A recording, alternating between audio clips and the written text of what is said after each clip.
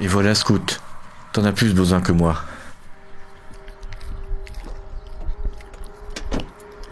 Excusez-moi, c'est votre chien ?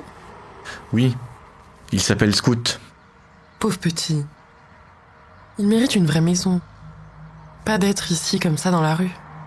Eh bien, j'aimerais bien avoir une maison. Je viens de la perdre récemment et...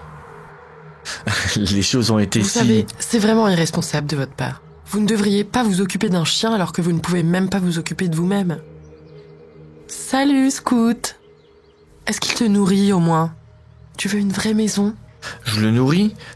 Même si je mange pas toujours, je m'assure que Scout soit bien nourri. Et il n'ira nulle part. Ah ouais ? On verra ça. Je vais appeler la protection des animaux. Vous ne méritez pas d'avoir un chien. Bonjour, oui, ici Karen Kaufman. Je souhaiterais signaler un cas de maltraitance animale. Merci. Hé, il fait froid. Tu dois avoir froid aussi, tiens. Le voilà. C'est lui qui néglige ce pauvre chien. Excusez-moi, monsieur.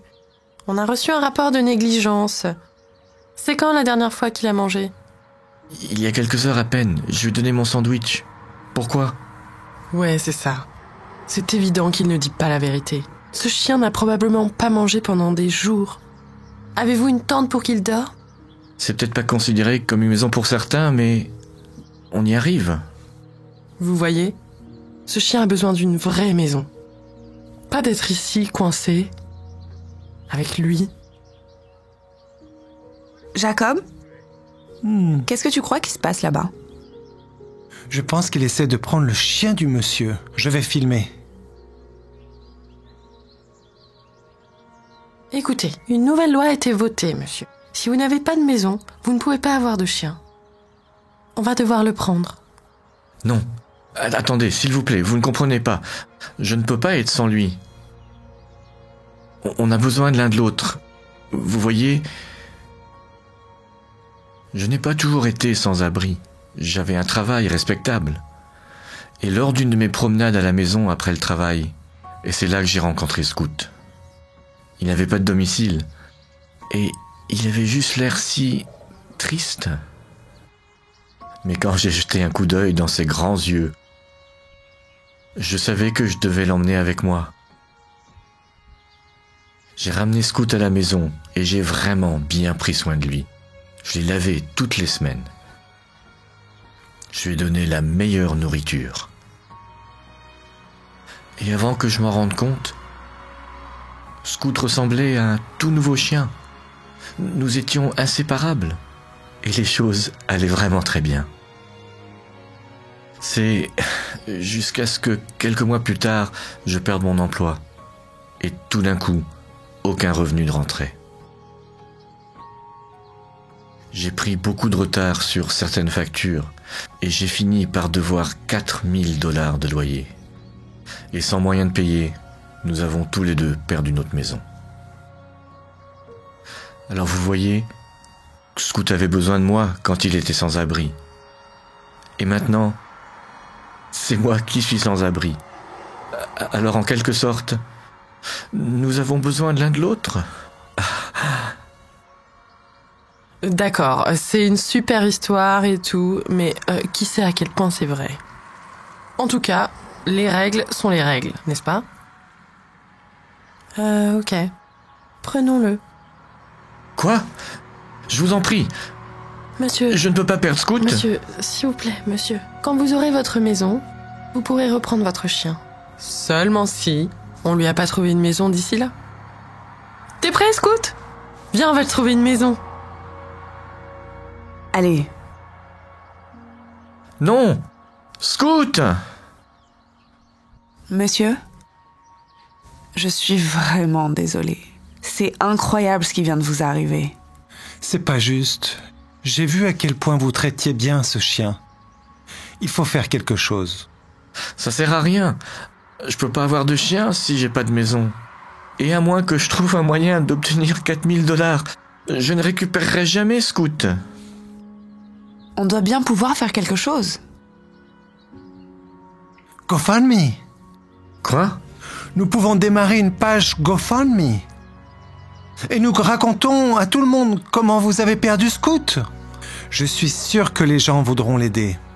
Tu penses vraiment que ça pourrait marcher, Jacob? Ouais. S'il vous plaît, laissez-moi essayer. D'accord, ok. Si vous pensez que ça peut marcher. Ouais, ok. Mon ordinateur est à la maison. On y va. Jacob court, tellement animé par l'idée d'aider à ramener Scoot à son propriétaire légitime. Il arrive sur son ordinateur portable et ouvre une page GoFundMe, racontant l'histoire de Scoot et de la nécessité de le ramener chez lui. Il se fixe comme objectif de récolter 4 000 €. Et avant qu'il ne le sache, l'histoire de Scoot devient virale. Partout dans le monde, des gens ont commencé à faire des dons. Jacob et sa mère n'arrivent pas à croire ce qui vient de se passer. Et puis, quelques jours plus tard, Jacob et sa mère vont rendre visite aux sans-abri. Hey, Charles! Oh, salut. J'étais pas sûr de vous revoir un jour. Bien sûr. Nous, en fait, on a une surprise pour vous. Qu'est-ce que c'est? Pourquoi vous venez pas avec nous? Je sais que ça paraît bizarre, mais... Est-ce que vous pourriez mettre ça d'abord? D'accord. On y est Ok. presque. Et arrêtez-vous. Vous pouvez enlever le bandeau maintenant. D'accord, c'est mon ancien appartement, mais je comprends pas. Qu'est-ce qu'on fait ici? En fait, c'est votre nouvel appartement. Voici vos clés. Quoi? Vous avez payé mon loyer en retard de 4 000 $? Encore mieux, nous avons acheté l'appartement pour vous. C'est à votre nom. Waouh! C'est à moi? Quoi? Vraiment? Mais je comprends pas. Eh bien, vous vous souvenez de cette idée GoFundMe? Disons que ça a marché. Et nous avons récolté juste assez d'argent pour acheter cet appart. Waouh, j'en reviens pas. Ça va vraiment changer ma vie. Merci beaucoup. Avec grand plaisir. Oh, en fait, il y a encore une autre surprise. Scoot. Tu m'as tellement manqué.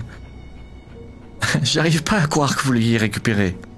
Vous savez pas à quel point ça compte pour moi. Merci infiniment à tous les deux. De rien. Bonne chance à vous.